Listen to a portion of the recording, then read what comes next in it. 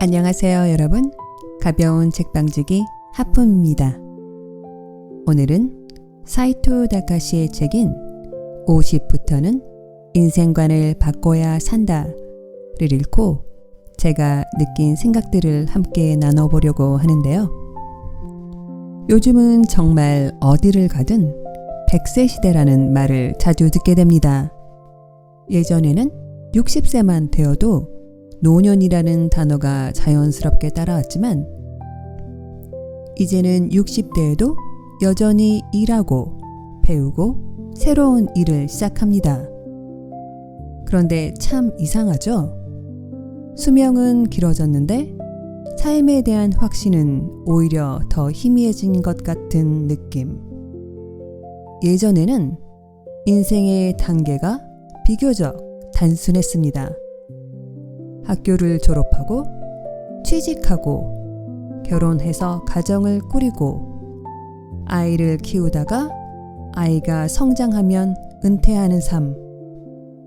하지만 지금은 그렇지가 않은데요. 50세가 되어도 60세가 되어도 인생이 끝날 기미가 보이기는커녕 오히려 이제부터가 진짜 시작인가 싶은 생각이 들기도 합니다. 그런데 문제는 몸도 예전 같지 않고 마음도 예전 같지 않고 세상은 점점 더 빨라지기만 한다는 것인데요. 저 역시 40대, 50대를 넘어가는 이 시점에서 참 많은 변화를 체감하고 있습니다. 어느 날 문득 거울을 보면 내 자신이 기억하고 있던 얼굴이 아닙니다.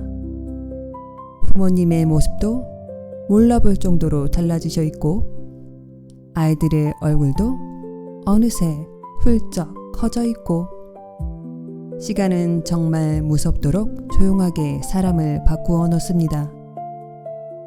그리고 무엇보다도 당황스러운 건 몸에 일어나는 변화인데요. 예전에는 아무렇지도 않게 하던 행동들이 이제는 굉장히 버겁게 느껴질 때가 있습니다.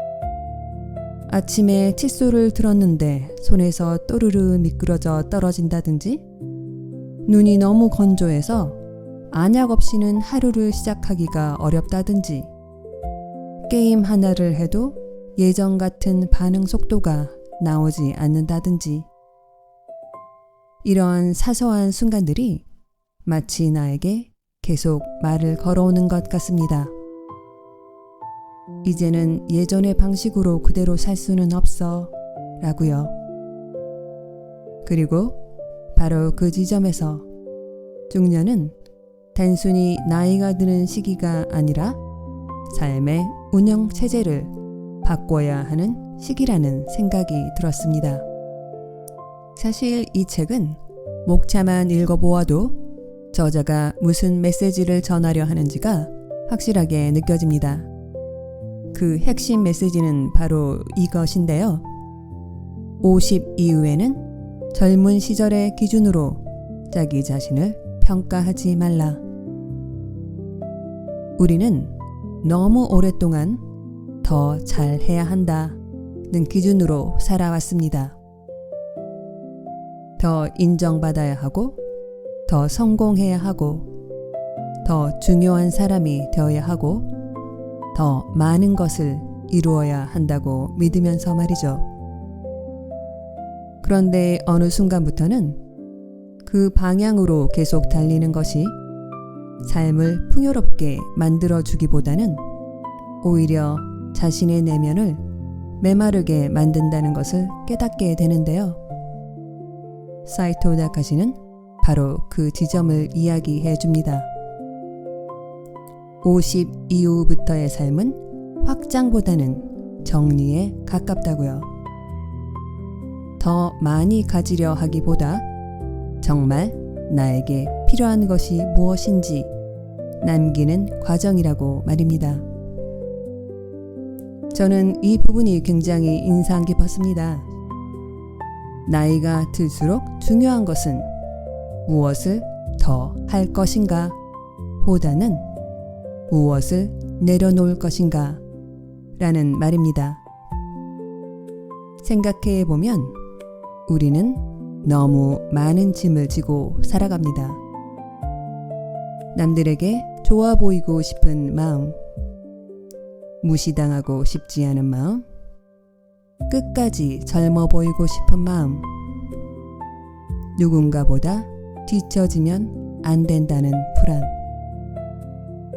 그런데 그런 마음들은 우리를 앞으로 나아가게 하는 힘이 되기도 했지만 동시에 끊임없이 지치게 만들기도 했습니다.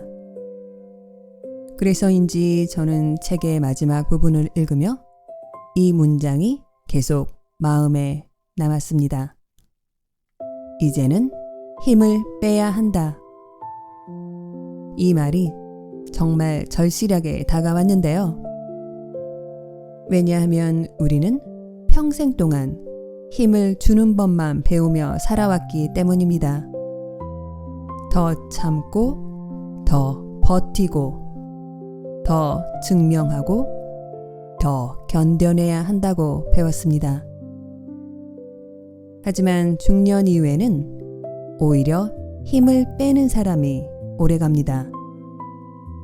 억지로 젊음을 붙잡지도 않고 억지로 관계를 유지하려 하지도 않고 억지로 대단한 사람이 되려고도 하지 않는 사람. 그런 사람들에게서 오히려 묘한 단단함이 더 느껴지는데요. 저는 최근 들어 잘 살아야 한다는 생각보다는 내 감각을 잃지 않고 살아야겠다 라는 생각을 더 자주 하게 됩니다. 좋은 커피를 음미하며 잠시 멍하니 창밖을 바라보고 있는 시간, 산책을 나갔다가 바람 냄새를 맡아보는 순간, 좋은 문장을 우연히 발견했을 때 내 마음속의 울림, 혼자 조용히 그림을 그리고 글을 쓰고 무엇인가를 고물고물 만드는 시간들. 어쩌면 중년 이후의 삶은 거대한 성공보다 이런 작은 감각들을 얼마나 잃지 않고 간직하느냐의 싸움인지도 모르겠습니다. 사람은 나이가 들수록 세상을 정복하는 방향보다 자기 자신에게 돌아오는 방향으로 가야 한다고 생각하는데요. 제가 이 책의 내용에 조금 덧붙이고 싶은 이야기가 있다면 바로 이것입니다. 많은 중년 관련의 책들이 결국 욕심을 버려라 라고 말하는데요. 저는 단순히 욕심을 버리는 것만으로는 삶이 살아나지 않는다고 생각합니다. 그 버린 자리에는 반드시 자기만의 놀이가 들어와야 하는데요. 혼자서도 몰입할 수 있는 어떤 것, 아무도 인정해 주지 않아도 지속적으로 계속하게 되는 어떤 것, 돈이 되지 않아도 자꾸만 손이 가는 어떤 것, 그것은 글쓰기일 수도 있고 그림일 수도 있고 악기를 연주하는 것일 수도 있고 날마다 소요유처럼 하는 산책일 수도 있습니다. 중년 이후에 정말 위험한 것은 늙음 그 자체가 아니라 설렘이 완전히 사라지는 것이라고 저는 생각합니다. 그래서 저는 50 이후의 삶은 무언가를 증명하는 삶이 아니라 자기만의 감각을 회복하는 삶이어야 된다고 느낍니다. 시간은 정말 무심하게 흘러갑니다. 내가 준비가 되어 있든 아니든 계절은 바뀌고 우리의 몸은 변하고 알던 사람들은 떠나가고 삶은 계속 앞으로 나아갑니다. 그래서 가끔은 바쁘게 달리던 걸음을 멈추고 스스로에게 물어봐야 하는 것 같습니다. 나는 어떤 인생관으로 살아가고 있을까? 앞으로 남은 시간들을 나는 어떻게 살아내고 싶은가? 우리의 인생은 여행입니다. 정해진 일정표대로 유명한 장소를 모두 찍고 돌아오는 여행을 할 수도 있고, 아니면 목적지 없이 걷다가 길가에서 우연히 만난 작은 풍경들에 조용히 감탄하는 여행을 할 수도 있습니다. 어쩌면 중년 이후의 삶은 이 두 번째 여행에 더 가까운 것인지도 모르겠습니다. 이제는 조금 힘을 빼고 불필요한 자존심과 인정 욕구는 내려놓고 내 마음을 흐뭇하게 만들어 줄 수 있는 나만의 작은 기쁨들을 하나씩 다시 찾아가 보는 것. 혼자서도 고물고물 즐겁게 살아갈 수 있는 사람. 어쩌면 그것이 나이 들어간다는 것의 가장 아름다운 모습이 아닐까 생각해 보았습니다.